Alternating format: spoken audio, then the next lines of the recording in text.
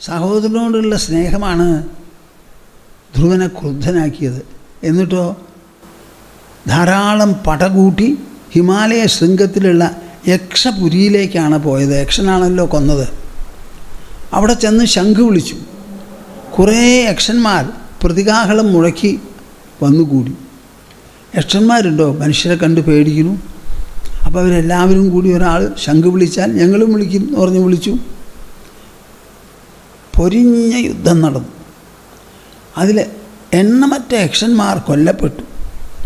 ബാക്കി വന്നവർ മനസ്സിലായി ഇത് ഉപായപ്പെട്ടവനൊന്നും അല്ലാപ്പാ, നമുക്ക് നേരിടാൻ പറ്റില്ല എന്ന് പറഞ്ഞ് അവരെല്ലാവരും കൂടി ഓടി രക്ഷപ്പെട്ടു.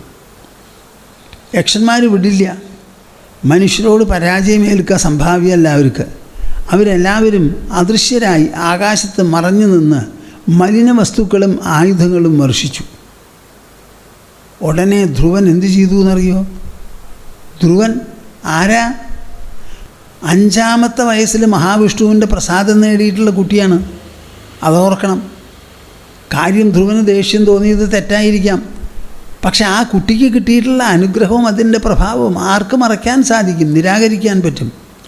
അപ്പോൾ ധ്രുവൻ നാരായണാസ്ത്രം ജപിച്ചങ്ങോട്ട് വിട്ടു അത്രേ. കുഹ്യകന്മാർ വല്ലാതെ കഷ്ടപ്പെട്ടു. വിഷ്ണു സഹസ്രനാമം 1000 എണ്ണാണ്. അതിൻ്റെ തുടക്കം വിശ്വം എന്നാണ്. ഭഗവാൻ എന്ന് പറഞ്ഞാൽ ഈ വിശ്വം ഭഗവാനാണ്, ഭഗവാന്റെ വിലാസമാണ്. അവസാനത്തെ നാമം എന്താണെന്നറിയോ നിങ്ങൾക്ക്? സർവപ്രഹരണായുധ എന്നാണ്. എല്ലാറ്റിലും എങ്ങും എപ്പോഴും എല്ലാറ്റെയും പ്രഹരിക്കാനുള്ള ഒരായുധവും കൂടിയാണ് മഹാവിഷ്ണു എന്ന്. അപ്പം നാരായണ അസ്ത്രം അതങ്ങോട്ട് പ്രയോഗിച്ചു. ആ നാരായണാസ്ത്രം പ്രയോഗിച്ചതോടുകൂടി ഒരാൾക്ക് നിൽക്കക്കളിയില്ല. ഇത്രയും ആയല്ലോ. എന്താത്? ഒരു ഉത്തമനെ കൊന്നു എന്നാണ്.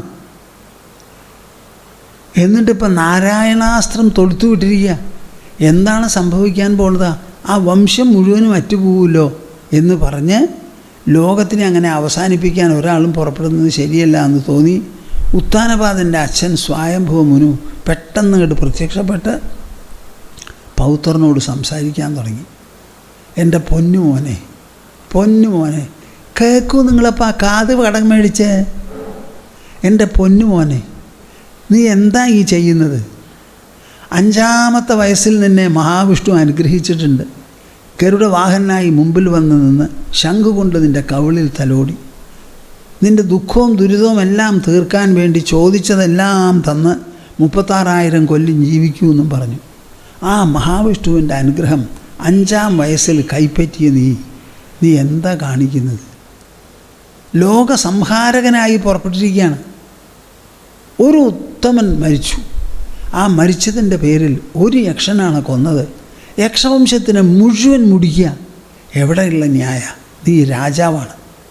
രാജാവ് നീതി പുലർത്തണം. ശിക്ഷിക്കുന്നത് തക്ക ശിക്ഷയെ നൽകാവൂ. ഒരു പണത്തൂക്കം അതിൽ കൂടരുത് എന്ന് പറഞ്ഞ് ശാസിച്ച് വിവേകം ഉപദേശിക്കാൻ അവിടെ എത്തി. നോക്കൂ എത്ര വലിയ അനുഗ്രഹമാണ് ധ്രുവന് കിട്ടിയത്. എത്ര വലിയ താഴ്ചയാണ് ഇപ്പോൾ സംഭവിക്കുന്നത്. അപ്പോൾ എവിടെ എത്രത്തോളം കാലം ജാഗ്രത വേണമെന്ന് ആര് പറയാനാണ്?